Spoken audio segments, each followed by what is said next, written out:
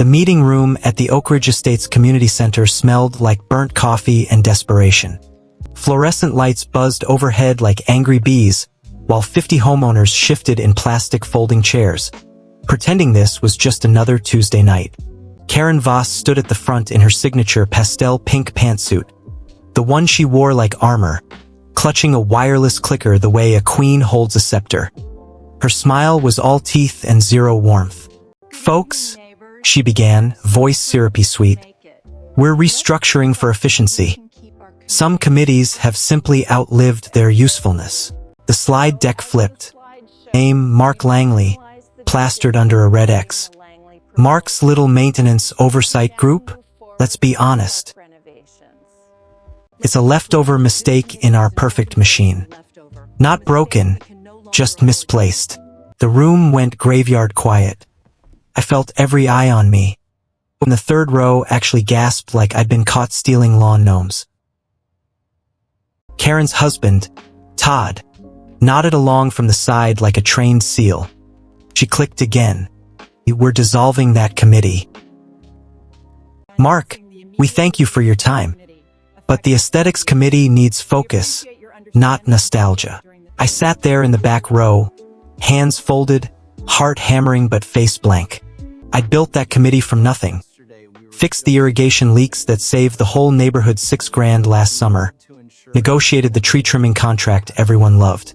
Karen had taken credit for the savings in last month's newsletter. Now she was burying me in public, making an example so no one else dared question her precious aesthetic standards, the kind that find misses for having the wrong shade of mulch. I didn't argue, just closed my notebook, stood up slow, and walked out while Karen kept chirping about community harmony. But as I passed her podium, I caught it, one frozen frame on her laptop screen in the corner. Cycle_2_community_improvement, QBK. My stomach dropped like a broken elevator, because I remembered Cycle 2. Sued. Back then Karen was just vice president, but she'd pushed through an emergency fence replacement for her own backyard, without permits, without bids, using HOA contingency funds labeled as general landscaping. She'd made me, as the only guy who knew the old server, clean it up so the auditors wouldn't flag it. I sanitized what I could. Legacy archive no one touched anymore. Not deleted, because even then I saw the way she smiled when she signed those overrides, like the rules only applied to everyone else. I drove home through streets lined with identical beige houses and perfectly edged lawns, the kind Karen would fine you for if a single blade dared grow half an inch too long. My garage still had the old external hard drive labeled, "Backups. Do not touch." I plugged it in under the single bulb, the fan whirring like a guilty secret. The login was muscle memory. Her improvement folder opened like a tomb. There they were, every override, every wire transfer, Karen's digital signature in bright red, k.voss_approved. One file simply called emergency_fence_override_v5. My hand didn't shake. This was retrieval. I typed the email slow, surgical. No emotion. To whom it may concern at the State Consumer Protection Division. Unresolved discrepancies in Oak Ridge Estates HOA Cycle 2 records.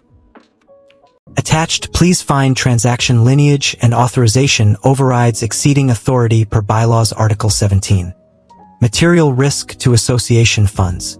Subject line, Cycle 2 Recovery Inquiry, flagged Ref 17. I hit send to the archived compliance inbox the state kept open for exactly this kind of quiet whistle. Message sent. Locally. The screen blinked once, indifferent. I shut everything down, poured a beer, and waited. The machine had been fed. 3 weeks later, the first ping arrived in the HOA group chat. Vendors delayed on spring mulch delivery, Karen posted, all caps and exclamation points. Temporary glitch. Nothing to worry about, darlings. But the landscaping company refused to release the invoice. Third-party compliance verification in progress, their email said. Unusual phrasing. If you wanted to. Karen wanted to. The board meeting that Friday. On such short notice. I wasn't invited anymore, of course. But old Mrs. texted me the minutes like contraband. Karen stood there waving her rulebook again. Honestly, It's just some bureaucratic nonsense from the state. We'll override it tomorrow. Full community. She even laughed that fake little titter she used when she was nervous. The board nodded like bobbleheads. They cleared the override. Tractor payments froze. The pool guy, the painter for the entrance sign, even the company that trimmed the common area trees. All tied back to the same routing chain that Cycle 2 had used. Treasury, well, our sad little HOA bank account, started pinging Karen hourly. She rolled her eyes in the next Zoom call so hard you could hear it through the screen. Compliance bots doing cleanup. They'll time out by end of day. They didn't. Wednesday brought 5 new flags. 1 outright hold on the annual maintenance contract. A senior board member typed in the chat, "Did anyone file a new audit request?" The thread vanished before anyone could screenshot. Karen nuked it. Put a glossy email. Minor legacy sync issues. No impact expected. Personally. Meanwhile, I sat in my backyard. The one with the wildflowers Karen had tried to find me for last year, refreshing my old forwarder inbox. Auto-escalation notices. boss@oakridgehoa.org. Every bounce was proof the storm was swirling. I didn't open them. The machine had noticed. At 9:12 a.m., system hiccuped for real. Not a crash. Just a single red alert on the HOA portal that hadn't lit up in 8 years. An automated escalation rule buried so deep most people thought it was deleted. Off-chain_trigger_17A. Built to flag suspected breaches in association record keeping. Only 3 people ever had override clearance. 2 were gone.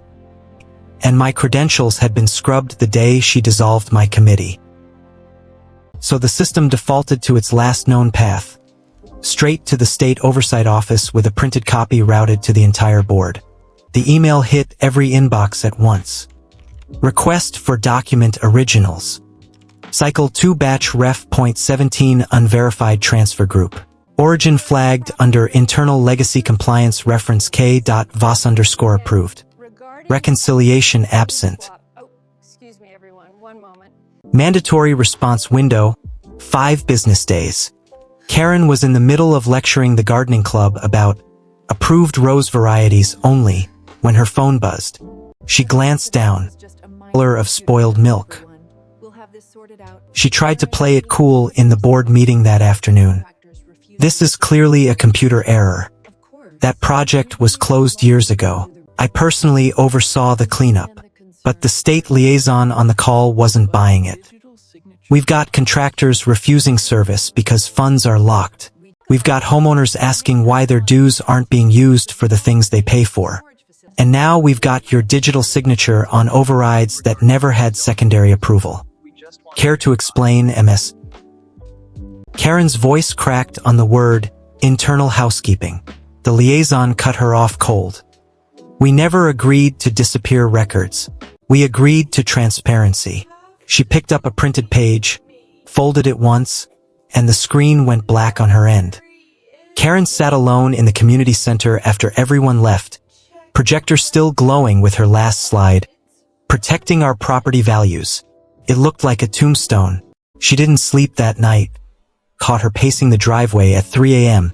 Phone glued to her ear, whispering desperate calls to old board members who'd already started ghosting her. She combed every old file she could find, hunting for plausible deniability. Every document she opened was another nail.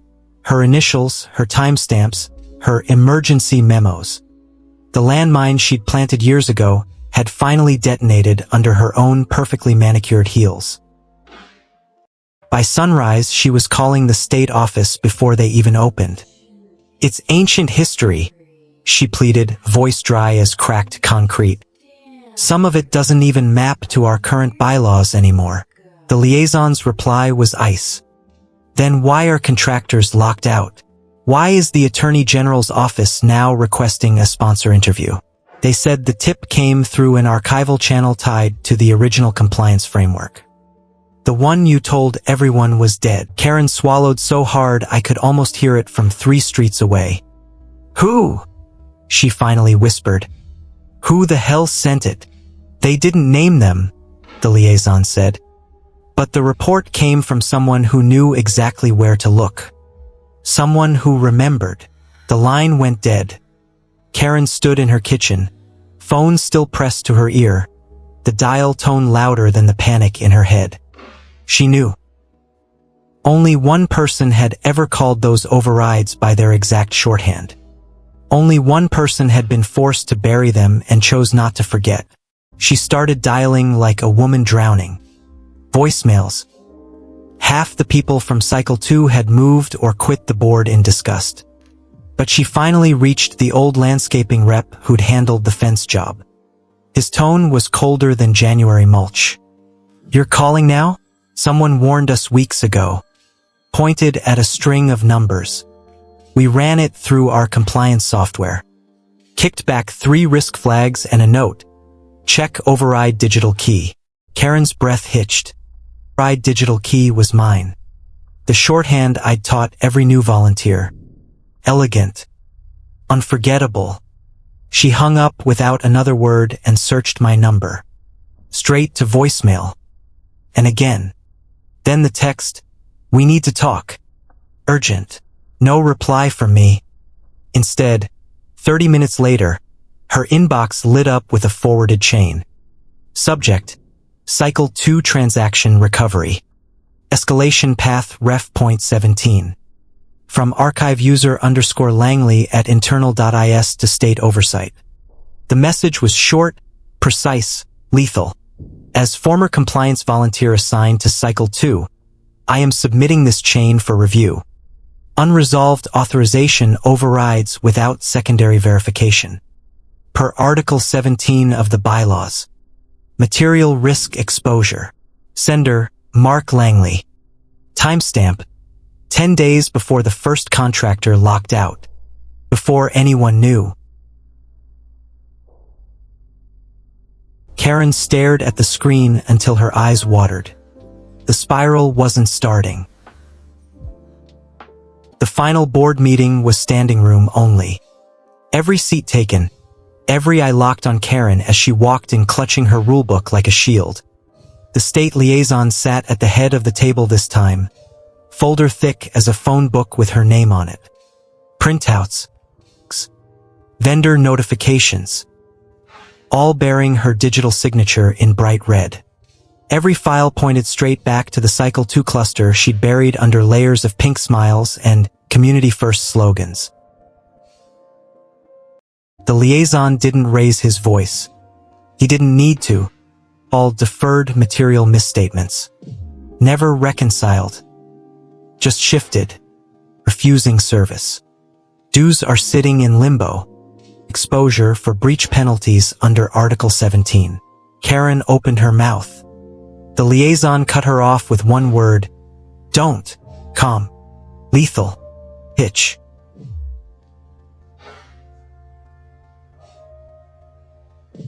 She glanced around the room. Just that awful passive certainty of people watching a queen lose her crown and already mentally scheduling their next meeting without her. The liaison leaned forward. "Fully cooperate. Formal statement to the state. Either you help us or you clean out your president's folder." Karen's face drained of every fake tan. Years of power evaporated in seconds. She blinked twice. To protect the neighborhood. The liaison didn't thank her. Just nodded at the security guard who'd been waiting in the hall. The same guard she'd insisted on hiring to enforce aesthetics. Karen stood. The table. Her name staring up in ink heavier than any fine she'd ever issued.